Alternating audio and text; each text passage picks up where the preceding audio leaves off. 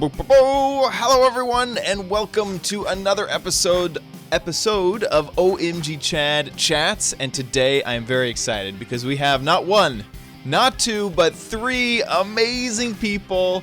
Eric Fullerton, Wes Wilson, Brent Copeland, all from The Shaft, here with us today. How is it going, guys? Hey. Awesome. It's going great. Woo! So, let me give you a quick rundown of how this works. We're in a creative world, and the idea is that eventually, after we just chat with a whole bunch of people, this will be a town. And so, as we're talking, and we can talk about anything, it doesn't have to pertain to Minecraft. It could be about economics. It could be about anything. And I know how exciting economics are to talk about, and I'm sure you're all itching. Yeah, economics. I can say the word.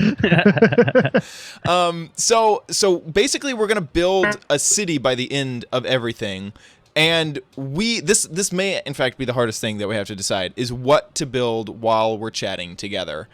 We have a library, we have a bar over here, we have a tiny city that is being made by these guys. Nice. Well, we hate to have to destroy Direwolf's bar over here, but that's what we were thinking. Yeah. So we're going to start dismantling this one. Yeah. Oh, okay. Yeah. I mean, what do y'all think about like a theater? Ooh, that's a good idea. Movie theater. I like how this would be the entertainment district if, like, maybe you put the theater next to the bar. Yeah. Yeah. Make some theater seating. Mm-hmm. Cool. Do you want to just build it right next to it?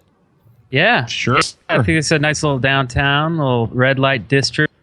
Or maybe not a red light district. Yeah. Blue light. We need to put redstone lamps with redstone block on top of it, and then it'd totally be the red light district. Does he have a little secret basement in here that's like the illegal gambling room or anything? We need to, like you hit a button and the pool table like shifts out of the way, and then there's a tunnel. Cool. I like table. Yeah, I like this. Let's just build it right next door. I guess, right? Unless if there's another location. Yeah, we could do it cool. right here. Let's just make clear. You want to build it out of red stained clay, like that?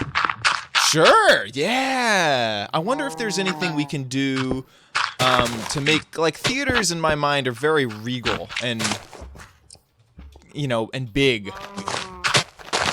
I wonder what the best option is. And in fact, I think I asked you guys, the game sound I didn't mind, but now I'm realizing it's coming back to me on Skype. It's really loud. Really? Yeah, I was going, man, that's loud. Let's Really loud. Yeah, here, I'm gonna also turn mine down. So, I wanted to talk to you guys a bit about, like, for people who don't know what you do, let them know who you guys are, what you do, what your projects you work on, that sort of stuff. Well, first off, we started a company called Google. Oh, good.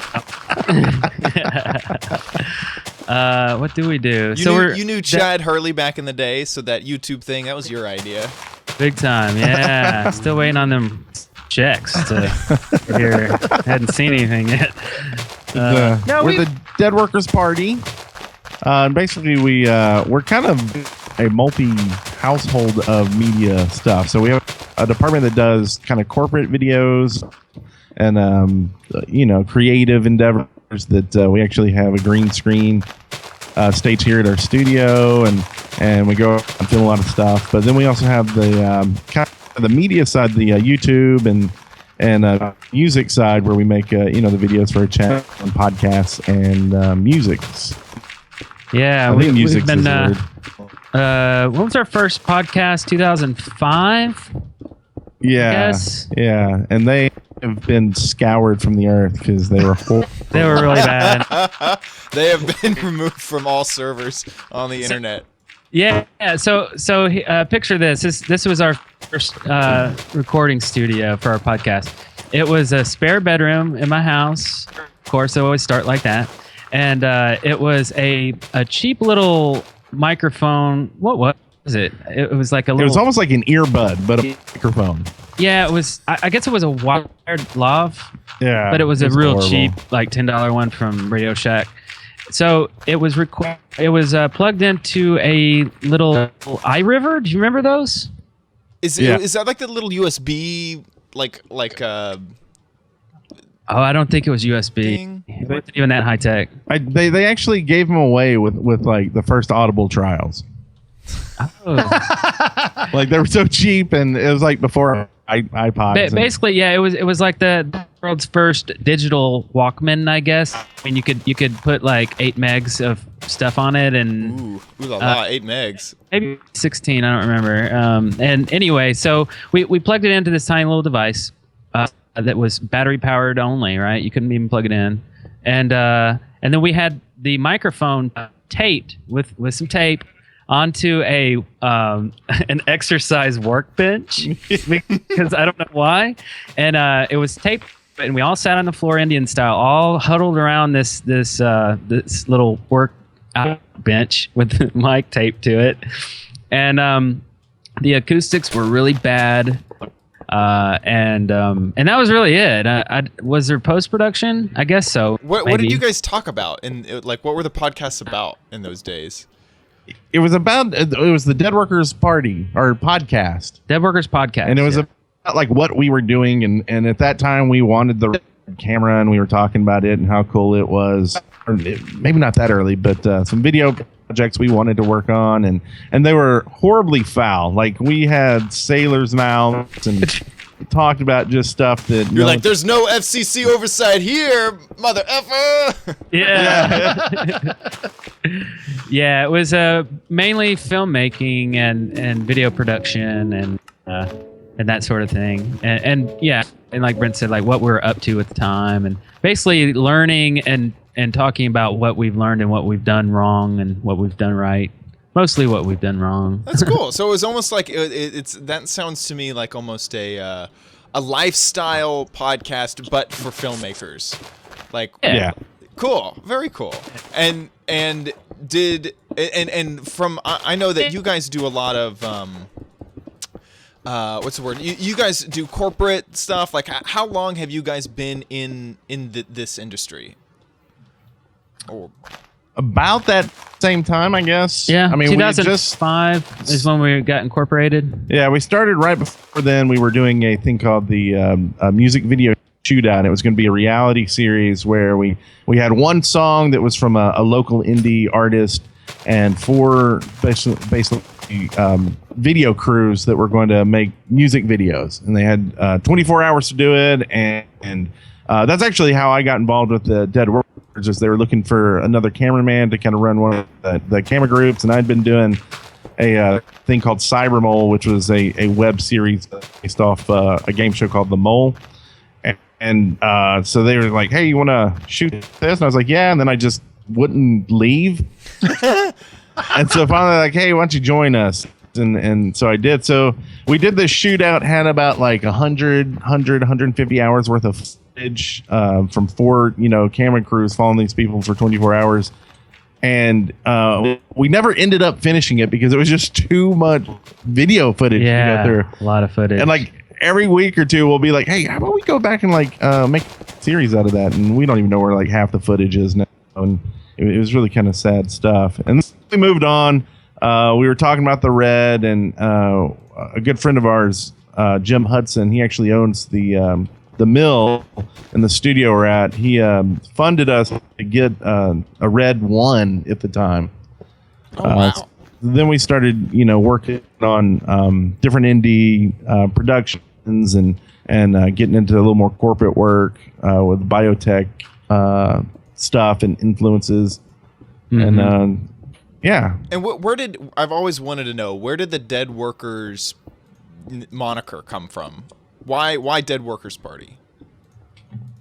Do you want to take this one, Eric, or do you? We thought communism was funny. There was a kind of I believe there were a few names tossed in the hat. There was like Tornado Alley, I think. Yeah, I remember that one. But that sounds like the name that a middle schooler would give their band. Yeah. Tornado Alley. Yeah, thank you. Yeah. You're welcome, I guess. But we were, we all worked during the day. We all had full-time jobs, and then we came and stayed up till 4 or 5 in the morning doing the video stuff. So it was like we're dead tired. We like to work or didn't like to work, but then like you said, one of our dead workers, JD Fry, he really thinks communism is funny. So it's like, let's make it the party too. And so that's where it came from. Yeah.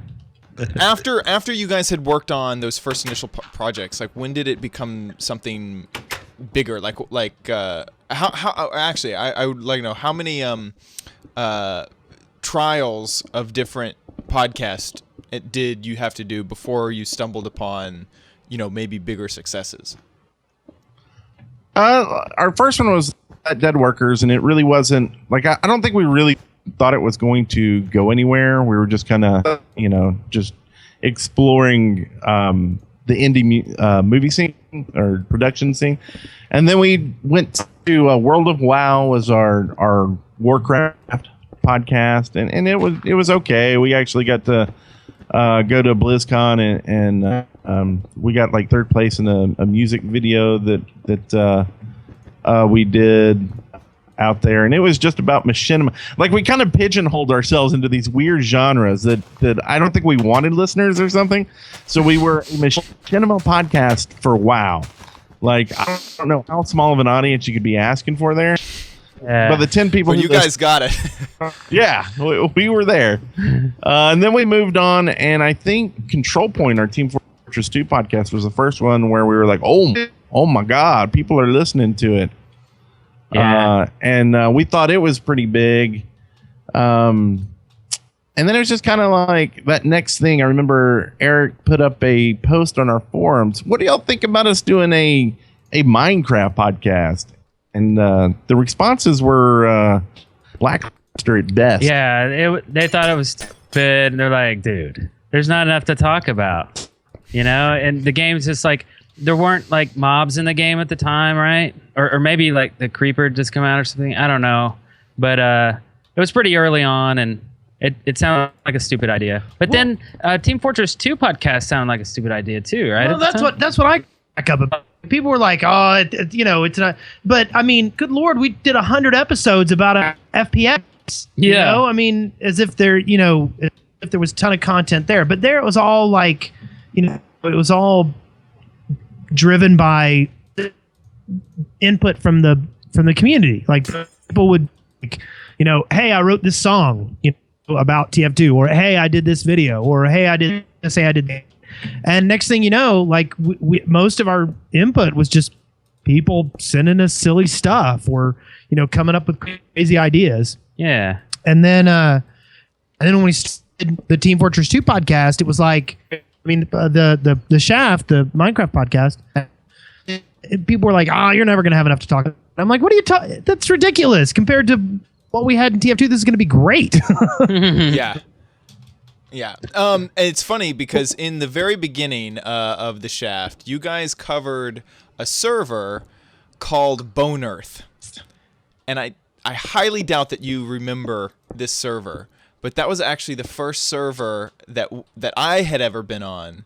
I remember that because that was Brian's server, and I always listen to Brian, the BB Live show and all that stuff. So I was excited about that one. Yeah.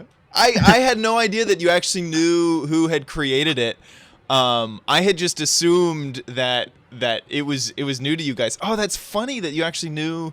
Yeah, because like at that time, you even I think I even went back through the show notes, and you link to like the IP address that was like Patrick Delahanty's house at the time or something like that. Like we did not have anything set up, and you can still go back to the audio and hear you going like, "Hey, I want to talk about this crazy server, Bone Earth."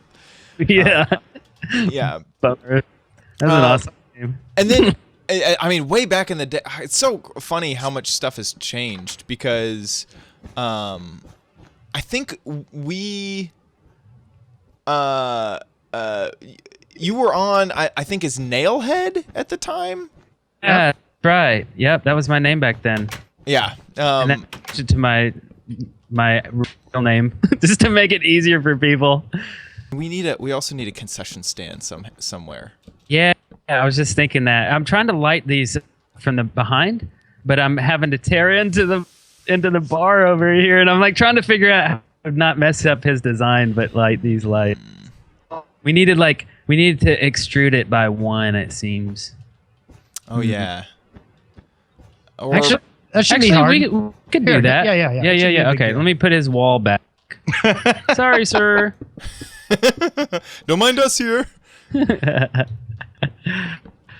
So are we gonna make have it tiered in the back and put benches up here? Yeah. Which side should the screen be on? I think the screen should be forward, right? Like you come in, and you walk down, and then you walk out, and then if you want to, you can turn around and go up and get into the seats. Mm-hmm. That sound good?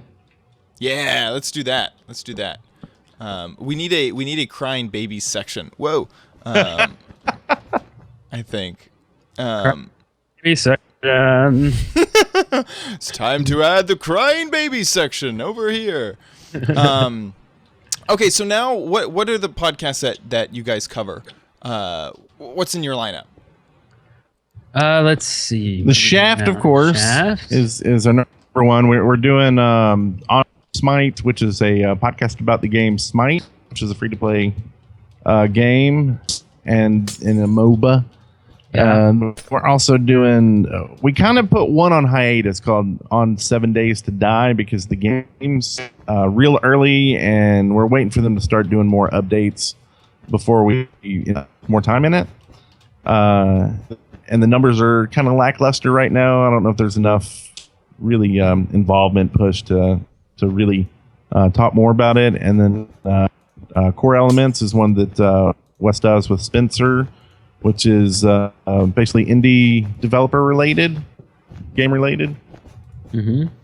And so, okay, it's funny. I'm jumping all around, but we didn't talk about when the Shaft became big and sort of that inception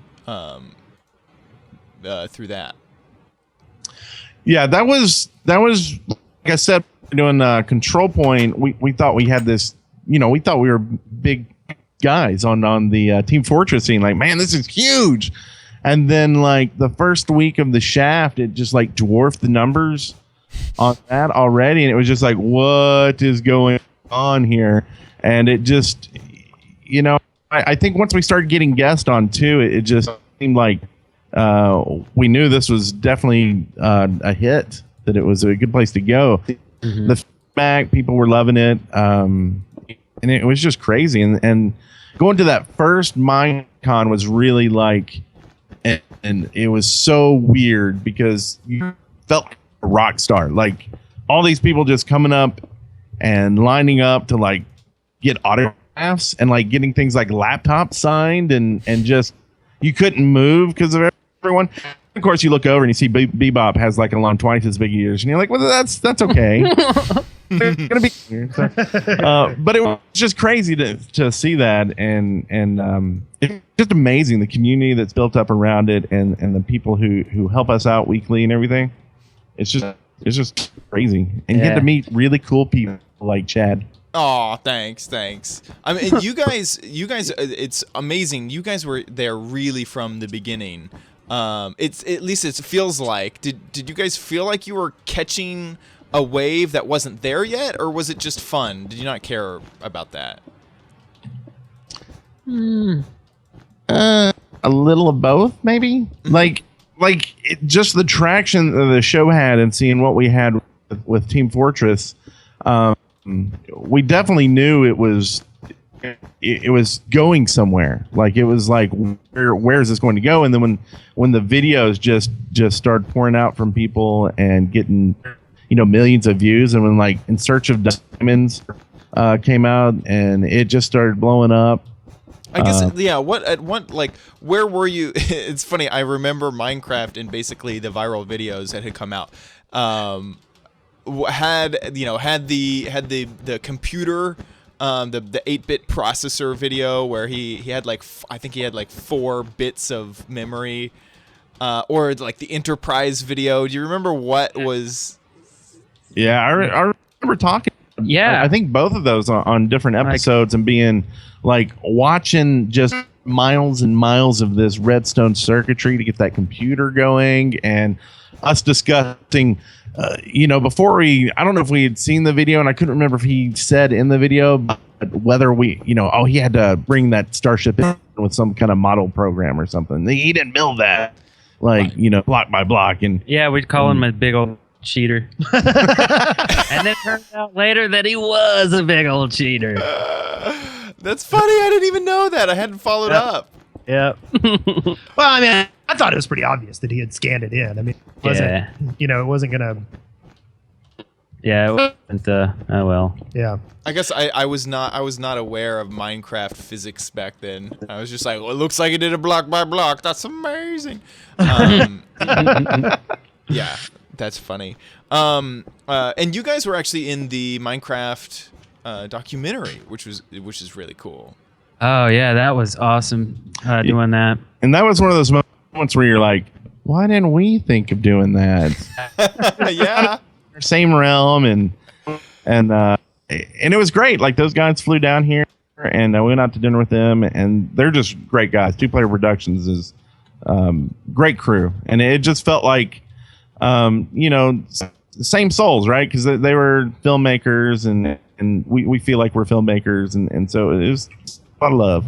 Mm-hmm. Yeah. Mm-hmm. You guys, I mean, and throughout the episodes, you guys have had some really great guests on. You guys have talked to Notch. You guys have had just about anyone who's done anything in Minecraft. Any of those that were your favorite to talk to? X was amazing. Like, he was hilarious. I didn't really know that much about him, and then all of a sudden he started. Once we got going. The real test in this environment in podcasting is whether people will carry themselves. Like, because, since we're just like radio hosts, if there's dead air, we fill it. So if anybody wants to talk on the show, at times they kind of need to speak up so that we shut up. And X just understood it. He grokked it. He knew exactly what to do to fill space with good conversation. Did you say grok? He did. Oh, dude, yeah, man. So many. This is the third Heinlein reference I've heard this week. Yeah. Was that a reference? Yeah. Yeah. And I even said this on my show. I was like, yeah, sometimes it's hard to really grok something. And my co-host was like, grok? I've never heard that. It's from Stranger in a Strange Land, Heinlein. And that happened like on another show. Wow. Yeah, it means not just to know something, but to understand it in its entirety. Oh. Right. Exactly. Educational. This video you guys are watching YouTube right now? Educational. Yeah. Big time. Yeah. Big time, baby. Yeah. And it's so I am actually not familiar with X. Who is X? What did he do? He was from the beginning. He is the Godfather. Basically, after years of interviewing people about how you got started with Minecraft, from Paul Source Jr. to Sea Nanners, everybody always points it back and says, I was watching this guy play Minecraft on YouTube. Pretty much the only guy playing, and it was fascinating. I kept watching it, and the guy's name was X. We're like, okay. He is pretty much inspired all of the founding fathers of Minecraft YouTubery. So when we finally got him, like, wow, you inspired everybody to record themselves playing Minecraft. How do you feel about that? And you'll have to watch the episode to see what he says. Wow, I didn't even know that. Wow. Yeah. Very cool. He's a great guy. His videos are funny. They're informative. He's technical, but he's also entertaining. It's just really cool. Great guy. So far in the shows, there's been very much an edge of interview style, and I want to get y'all's perspective on podcasting and where you guys think podcasting is heading, because it's something that I think about a lot. And in general, something I worry about a lot is the the state of podcasting. And you guys are podcasters, and so I think that you can understand all the thoughts that go into creating content, and even like simple things like distribution and where is stuff moving in the future. And to kick off that conversation, I would say, what do you guys feel about about podcasting distribution as a whole? Like, so far, the history of podcasting has been iTunes. It's been iTunes and only iTunes. Like 70% of podcasting is iTunes. And if you look at where podcasting is going in the future, it seems like people aren't downloading through iTunes anymore. Do you guys agree with this? Like, is this a worry to you guys? Because it's a worry to me. Well, you and I had talked about this the other day, and I had never really thought about it all that much until you pointed this out. But you pointed out that there was a push to get content onto iTunes, and podcasts were a way to get good, inexpensive content. And I agree. And your point was that as iTunes has evolved, it has not needed podcasting anymore. Mm-hmm. And I had never thought, and you actually made me paranoid. I'm curious what you told me, but I agree with what you're trying to say. Is that there is a whole aspect to how are podcasts being promoted? Mm-hmm. And right now, like, I agree that I'm also worried about how they're promoted. A lot of the podcasting apps are very arcane, and it's hard to find anything new on them without knowing specifically what you're looking for. Right. And so like my is and this may not actually be the perfect thing to talk about on a YouTube show.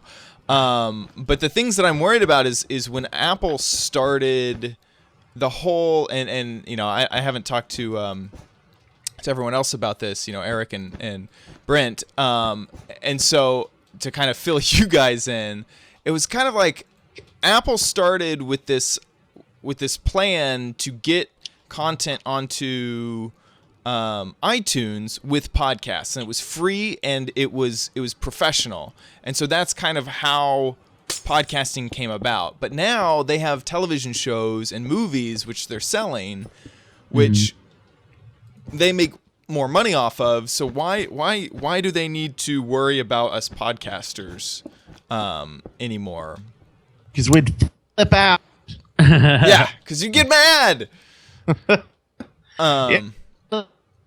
I'll tell you one thing I'm kind of excited about, and I don't know if it may be kind of a tangent here, but I don't know if you've ever looked at like SoundCloud. Yeah. But they're in beta right now with some podcasting tools, where you can actually do your podcast on SoundCloud, and then they'll have an RSS feed that you can link to and put wherever, FeedBurner or whatnot. But just the fact that someone could then listen to it, and then again, this is going away from really a podcast and going to SoundCloud, but then that feedback at the moment of the action in the podcast, knowing, oh, people really think this is funny, or this was a good segment, this is where we're getting the hits. I think there's so much information there. It's hard to get through a podcast. Like, to me, that's the biggest problem with the podcast, and why it's having the hardest time getting kind of traction on, like, say, monetizing, is the stats. It's so hard, to get the proper stats and actually how many people are listening to something and they're listening to it.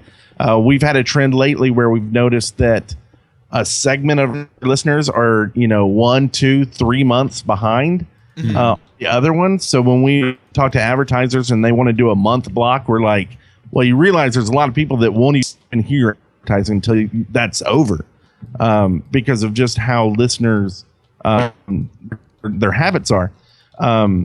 and so then it's like, it seems like it all kind of goes affiliate based, because that's where, it's kind of a direct one-to-one. If someone actually gets it, then someone's listening. Right? So to have something that can give me a better stat, okay, someone listened to us. Like YouTube, I know someone viewed the video, and things like that. So I think if there was a more concise way to measure a download for a podcast, and that if someone actually, knew they listened to it, I think that would help things out a lot. Yeah. And also, I mean, SoundCloud is very streamable, and so far podcasts has been very downloadable, which I think is a big hindrance to who consumes it. I mean, you have to have it on a device. That's kind of a big bummer in today's world of streaming media. But it's yeah. I mean, the thing that I think I'm most excited about is, have you heard Marco Arment? Do you know who Marco Arment is? No, I don't. He's he makes apps for iPhone and iPads, and Instapaper is his biggest app so far. Oh. And he's focusing on podcast stuff, and the thing that gets me most excited about that is that it's Marco Arment, because when he did Instapaper, it was kind of the first of its time, but it was very limited in that it was only iOS, and it was only, I love the prices on the food, by the way, that it was only iOS, and it's very limited. But what that spawned was Pocket. It spawned Read It Later, which is actually now Pocket. It spawned a whole group of apps that were much better Read It Later programs. Even Apple has stuff built in now, based off of that, and so that gets me excited as well. That maybe that'll inspire a whole new group of ways to consume podcasts. Well, and I remember a couple years ago I did a push to try to get some more corporate sponsorship behind us, because we were able to get affiliate sponsorships, but we weren't able to get any direct advertisers. And then there were people like some of the big people who came from mass media who, and then like brought themselves down to podcasting, seemed to have no problem getting more direct sponsorships. So I decided to start calling around, and I was surprised at the response. Like, it seems like such a fantastic market for having a targeted audience. These are people who play this game, and it's a very specific environment. And then I started reading up on like the future of podcasting and where it was going, and all these like market analysts were like, look, this is great. These people are choosing to listen to this product. They don't fast forward. They listen to every bit of it. They retain all the information that's in the podcast. This is prime advertising space. And then it never came to be. Yeah. Like it's like it was prime and nobody cared. And it always baffled me, because it still looks like such an amazing opportunity. When I listen to a podcast, I usually listen to every single bit of it, and it's really good for commutes.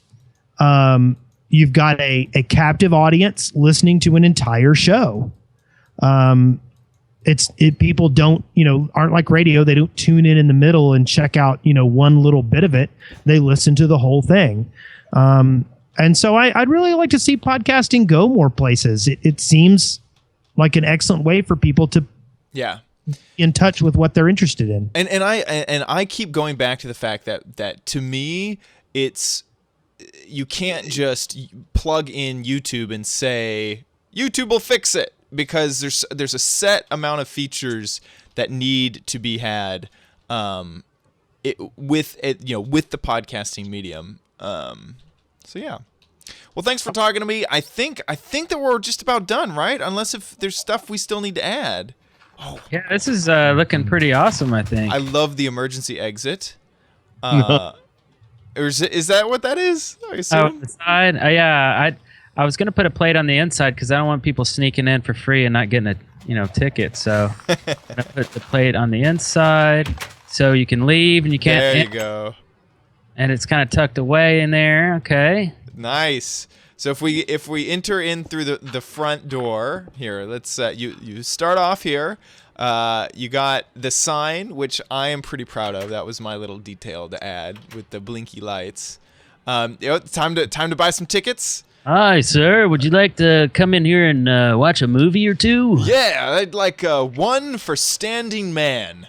Oh, we're sold out of that. How about Jaws 14? Okay, yeah, I'll take that. All right, here, have a fence. Thank you. Got it. Great. Coming on in. The open door policy at this theater. I see the posters for Standing Man, but unfortunately, I'm gonna have to get Jaws 14. The posters say Standing Man, but let's. I look like the ticket. Hey, you can't just walk in here. Oh, sorry. Here, 1 second. Let me get here's the fence I paid for. Don't you want some concessions? Oh yeah. You got to buy some popcorn or something. Yeah. I'd like. How about? I'd like. You're standing behind the. Can I have? I have to be on this side. Oh, sorry. Can I? Can I have the? Like it's your first time to a movie theater. Sorry.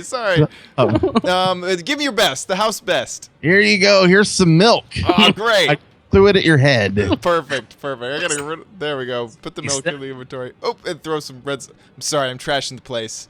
Be warned, don't drink too much because there's no bathroom here. So I'll get second front row seats there, and we can enjoy the movie. Yeah. While I sip on my milk. I do. We need one more. We need to add. Due to regulations, we need to add the obligatory exit sign. There you go. Hey, I like the speakers. Who put those in there? That's a good idea. I did. We're THX certified. Excellent. Lucas. It looks like it's in true stereo. So, I didn't see the upper stereo ones. Yeah. Exciting. Well, cool. So, okay, we need to do one more thing. We can exit through the emergency exit here. I like even the lighting on the outside. Alarm will sound when door opens. Nice. We need to add you guys' name. So pick a spot. Each of you guys, right on here that it was created by you. Maybe, maybe inside would be best. Maybe, hey, by the way, chat, you go in here and see. The manager put up a sign for all the employees. The customer is always right. Don't forget to smile. There you go. I added the register. I was pretty proud of that register. There we go. And then we have one more ceremonious thing that we have to do. Once you guys add, there we go. Follow him on Twitter. Nice. Perfect. Hey, there's a chick in here. Hey, welcome. Oh, we got all the hot chicks at the. I forgot. And also red carpet. It's a red carpet entrance here. Nice. Yeah. Chicken is here to watch Kentucky Fried Movie. Come on in. And it's on duty. Okay, so follow me back to Spawn, and it's a tradition. Only 3 episodes in, but yet we have to do it.